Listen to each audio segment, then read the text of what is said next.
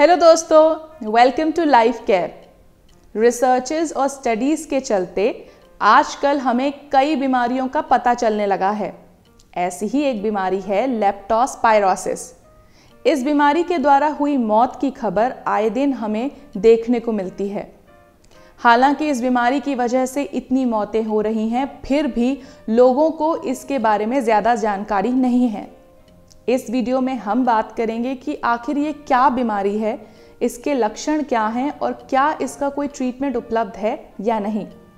इसलिए ये एक संजीदा टॉपिक है और इसे अंत तक ज़रूर देखें।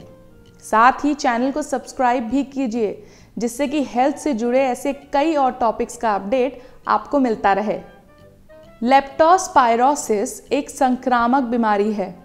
ये लेप्टोस्पायरो नाम के एक जीवाणु से होती है। आमतौर पर ये जीवाणु संक्रमित चूहे, स्कंक, लोमड़ी, गाय, घोड़े, सूअर आदि के मलमूत्र में पाया जाता है। बारिश के दौरान अधिक बारिश के साथ ये मलमूत्र कीचड़ और मिट्टी में जाके मिल जाता है, जिसकी वजह से ये संक्रमित वायरस भी उसमें फैल जाता है। ये जीवाणु मानव शरीर में चोट, संक्रमित खाने पीने से, आँख, नाक, मुंह या त्वचा के संक्रमित पानी या फिर मिट्टी के संपर्क में आने से फैलता है।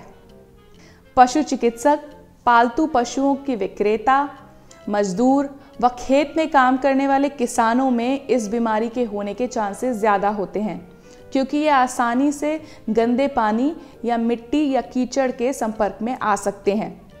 तो इसीलिए बारिश के दौरान ज़्यादा सावधानी बरतने की बेहद ज़रूरत होती है। आइए अब बात करते हैं कि इस बीमारी के क्या लक्षण होते हैं।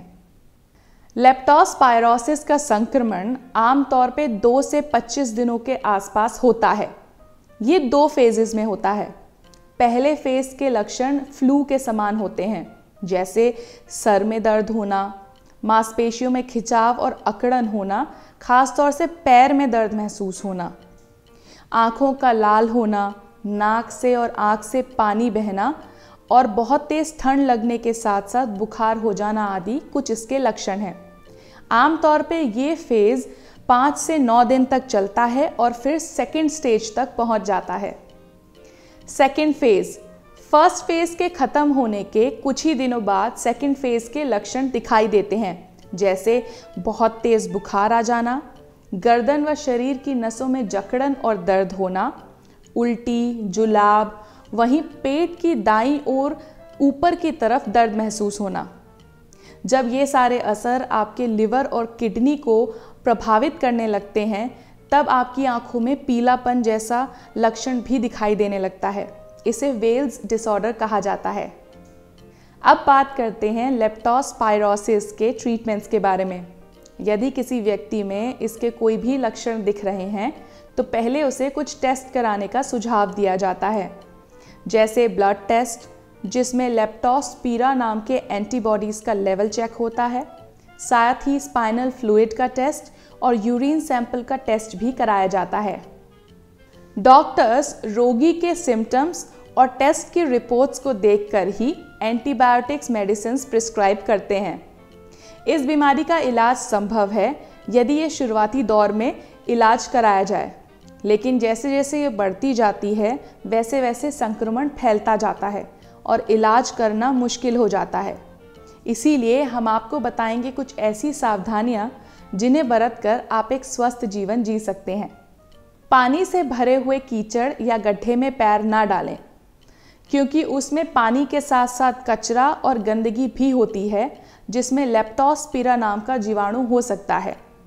यदि आपको उस रास्ते से गुजरना अनिवार्य हो या गलती से आपका पैर पानी में आ ही गया हो, तो घर पहुंचते ही तुरंत साफ पानी से पैरों को साफ कीजिए।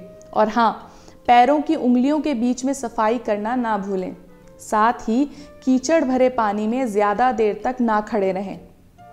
अच्छे जूतों का प्रयोग करें और पैरों के साथ साथ जूतों को भी साफ रखें।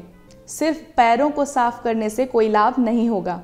साथ ही सर्दी, खांसी या जुकाम, बुखार आदि सिम्टम्स दिखने पर डॉक्टर से ज़रूर संपर्क करें।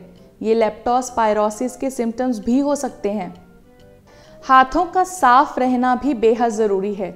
इसके लिए साबुन से अपने हाथों में झाग बनाकर कम से कम 15 सेकंड के लिए चलते हुए पानी के नीचे साफ कीजिए। बाद में एक साफ कपड़े से हाथों को पोंछ लीजिए। नल बंद करने के लिए भी उसी कपड़े का इस्तेमाल कीजिए, जिससे कि हाथ में दोबारा से कंटामिनेशन ना हो जाए। अगर आपको कोई चोट लगी है तो उसे अच्छे से साफ करके ड्रेसिंग ज़रूर करवाएं। यदि वो बारिश में गीली हो जाती है तो पट्टी को उतार के जगह को अच्छे से साफ करके फ्रेश पट्टी लगाना ना भूलें। तो हमने आपको बताया कि लेप्टोस्पायरोसिस आखिर है क्या, इसके होने के पीछे क्या कारण होते हैं, इसके क्या लक्षण होते हैं और इसका ट्रीटमेंट कैसे किया जा सकता है। अगर आपको ऐसा कोई भी सिम्टम दिखाई देता है तो डॉक्टर को ज़रूर दिखाएं, क्योंकि इसे हल्के में नहीं लेना चाहिए, क्योंकि धीरे धीरे ये बढ़कर एक बहुत ही खतरनाक समस्या बन सकती है। अगर आपको ये वीडियो पसंद आया है तो लाइक, शेयर और सब्सक्राइब ज़रूर करें। साथ ही हेल्थ से जुड़ा कोई भी सवाल ईमेल करके हमसे ज़रूर पूछिए। हमारी हमेशा कोशिश है कि आपके सवालों का जवाब जल्द से जल्द दिया जाए। तब तक के लिए स्वस्थ रहें, ख्याल रखें।